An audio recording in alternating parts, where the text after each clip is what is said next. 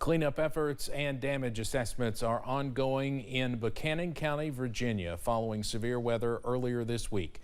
WYMT's Buddy Forbes was in Van Sant for a news conference this afternoon as officials discuss what they have seen since the flooding. Buchanan County officials say it was a monumental search effort with more than 40 people reported missing or unaccounted for as floodwaters poured through the area. Now they say everyone seems to be safe.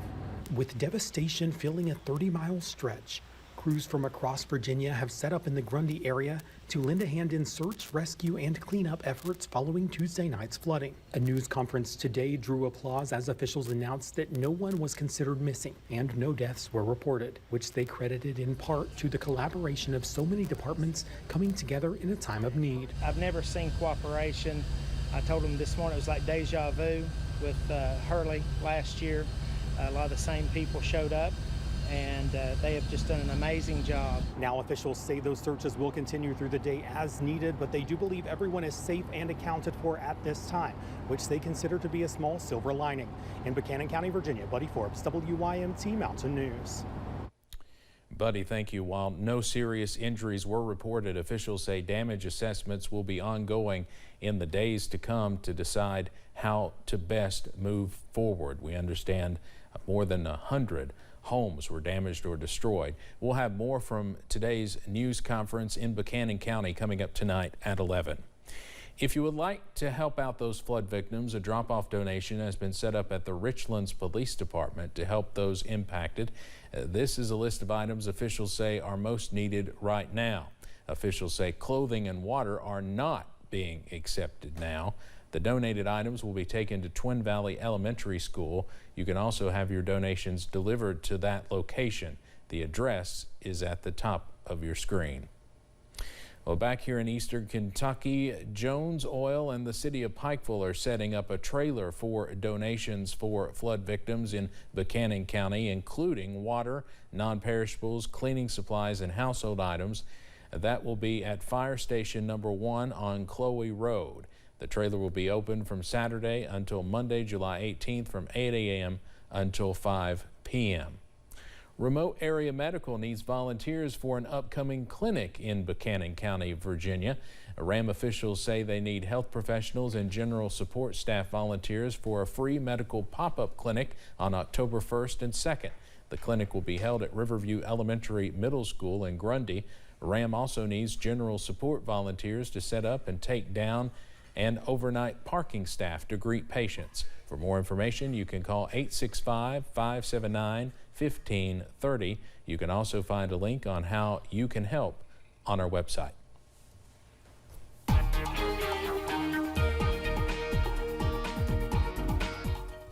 Quite a bit of sunshine around the region today, though we did have a few of those showers bubbling up this afternoon. Not much in the way of thunderstorms, but some downpours. They were out there, and there's still a few out there right now. Outside, well, it's all quiet. Pikeville Medical Center sitting at 82, the camera there. You're noticing some of those clouds bubbling up just a touch as we head into this evening. That's from where those showers tried to develop earlier and did, actually. You see a few high clouds from London Corbin Airport. All is quiet, sitting at 85. Middle and upper 80s today. Dew points not off the charts. Upper 50s, low to mid 60s. So, yeah, it doesn't feel too uncomfortable. Still have a couple of downpours out there. Unfortunately, areas that do not need to see them. We'll pan over to the east. We'll show you what's going on. Some more rain. They don't need it there in Buchanan County. At least it's not too heavy out there at the moment. But that everything continues to scoot to the east and the southeast. It's a weak little boundary. It's been pushing through, and it'll be out of our hair before too long. Out there tonight, mid-60s, mostly clear as we head through our Thursday night. The very latest details, though, on a return to some rainfall. Not in the next couple days, but it's not far away. That's coming up in just a bit. Steve? Evan, thank you. Kentucky Fish and Wildlife officers are investigating what led to the death of a man whose body was found in Carr Creek Lake in Knott County. WYMT's Dakota Makris explains how officers conduct these kinds of investigations and what you can do to stay safe while in the water.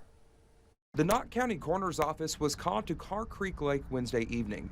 Coroner Corey Watson says 58-year-old David M. Chadwell Jr. of London was found dead in the water. He says it appears the man drowned. With drownings, we're not there. We don't get there really quick. So it's very important for us to follow up with interviews, witness statements. Sergeant Daniel Richardson with Kentucky Fish and Wildlife says they approach each suspected drowning as a death investigation, saying they wait until all evidence is in before determining the cause of death. By the time we get the call, the person's already removed from the water and the scene is no longer there. So we have to do a lot of follow-up investigation. Experts say drowning is silent, meaning you may not know someone drowned because they do not always yell for help. A lot of times we find our victims in shallow water where they've had a medical condition, heart attack, they've overexerted themselves. Experts say if you are out on the water, using the buddy system can help prevent potential drownings. A lot of times, the causes of what makes you drown is you don't even see those, like maybe something under the water, like vegetation, or maybe a rock. You dove in and you hit a rock. And make sure you wear a life jacket or have one nearby if you are near or on the water. In Knott County, Dakota Makris, WYMT Mountain News.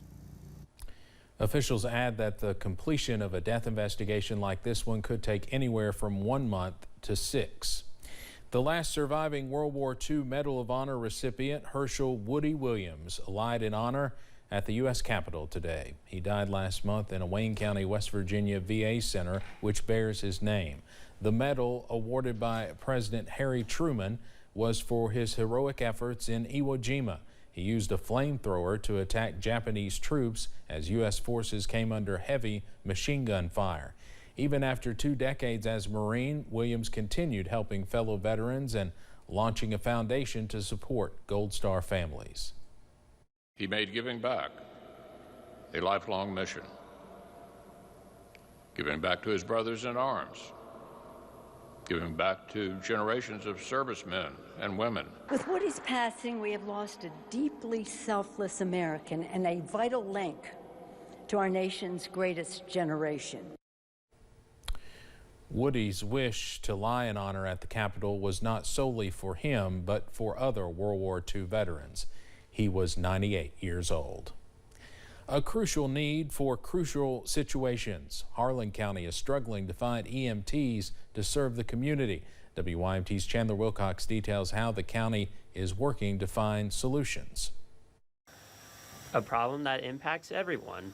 It's not an emergency until it's your emergency. Harlan County is struggling to find emergency responders ready to be called. There's been a lot of structural changes in those fields, and then I think, what we've seen nationally occur with a lot of civil unrest in some of the bigger cities, you just have a lot of people that aren't really interested in that profession anymore. One way the county is combating the shortage is partnering with AMR Lifeguard, a private EMS company. Many counties, it's a government service that is done, and that is a cost to taxpayers. And so I'm thankful that we still have a private company here that is doing the service and is working alongside and listening to us. Mosley also hopes to raise EMS employees' wages by $3 an hour as a long-term solution. It's my hope that this is something that will continue to be discussed as we move forward, and that it'll have the opportunity to advance. I do feel like that helps make the position more lucrative. The county has also partnered with Southeast Community and Technical College to build an EMS training program. From Harlan County, Chandler Wilcox, WYMT Mountain News. Mosley included the $3 wage raise in his budget proposal this year, but it was denied. He says he'll continue advocating for higher pay. A new universal suicide crisis hotline is launching. The phone number is 988 and will be available in every state starting Saturday. The National Suicide Prevention Lifeline will have trained counselors available 24/7. Year after year, the CDC says tens of thousands of people in the U.S. take their own lives. The current number, 1-800-273-TALK, will also stay in place. The ACLU and the Attorney General's office have until Monday to turn in briefings before a judge makes his decision on a temporary injunction involving Kentucky's abortion ban. Right now, a temporary restraining order is allowing abortions to continue. The state's trigger law banning almost all went into effect right after the U.S. Supreme Court overturned Roe v. Wade. The ACLU filed a lawsuit against it, saying it violates the state's constitution. Attorney General Daniel Cameron says the state constitution does not give rights to an abortion. If the judge grants the temporary injunction, abortions will be allowed to continue until the case is heard. House Bill 215, also known as Dalton's Law, takes effect today. It requires people convicted of trafficking fentanyl to serve harsher sentences. It's aimed at people who intentionally bring the opioid into Kentucky to sell. Dalton's Law makes importing fentanyl a felony. Looking for a canine to strengthen the police department, the Cumberland Police Department is taking up donations. This would be the first canine for the department, and it would play an important role. Cumberland PD Sergeant Kaner Cottle says the canine will be able to complete missions that a human could not. It's part of the department. You know, there's a dog can do a lot of things that we can't do. You know, we can't sniff out drugs like they can. You know, they've been proven over and over again to be a very useful part of the police departments. You can make a donation towards the canine unit at the Cumberland City Hall by writing a check to the police department. Cottle also says they plan to create a link online for folks to donate. An otherwise pleasant afternoon on the golf course took an unexpected and scary turn. Police chased a suspect from a city street to a walking trail to a park and onto a golf course. That's where a father watched as the chase was headed right towards his son. WYMT's Phil Pendleton has more on what happened in the Madison County neighborhood yesterday. Walking trails have rules on who or what is allowed. A crazy sight, a tractor being chased by police on the walking trail behind my house here. Derek Hicks was watching his son play golf on a nearby course when from a distance, Cooper, go behind that tree! Go behind the tree! Noticed the chase suddenly turned towards him. All I could think was, I need to get myself out of the way. I need to get my son out of the way. We are still trying to find out exactly how all this started, but we are told that Jared Worley was stopped at a gas station where he was putting gas in that tractor, but he did not comply with police when they wanted to question him. That's actually where he plowed into the creek. Hicks says he knows of Worley and his family. I don't know. I guess sometimes in life you just take the wrong turn, so. Yeah, that turn took him right to you. Took the wrong turn right toward me, yes, he did. Police say when Worley took off running, they had to tase him to bring him under control. When he wrecked into the creek, there was no way to get out of that creek. I'm not sure why he even thought he could go over it. Worley is facing 8 different charges, including wanton endangerment, resisting arrest, and criminal mischief. In Madison County, Phil Pendleton, WYMT Mountain News. Police say they also found a small bag of marijuana on Worley as he was being arrested. Governor Andy Beshear was at the Kentucky Oil and Gas meeting in Lexington today. While there, he discussed the rise in COVID cases in Kentucky. Cases, deaths, and hospitalizations are all up. He says, though, people with serious illness is down. The governor says people have information to make decisions on their own. Both vaccinations and boosters were up last week as compared to the previous week. So people are paying attention, but they're making decisions based on their vaccination status and based on what they're willing to do now. Kentucky's positivity rate is also up to nearly 17%. Richmond is ending its COVID emergency declaration. The Richmond Register says Mayor Robert Blythe ordered the state of emergency in March of 2020. Last night, the commission officially ended it. Several county leaders were elated about the decision. One even called out, "Hallelujah." Well, it was another gorgeous day today. Coming up, I've got the latest on whether or not some showers and storms try to move back in for the weekend.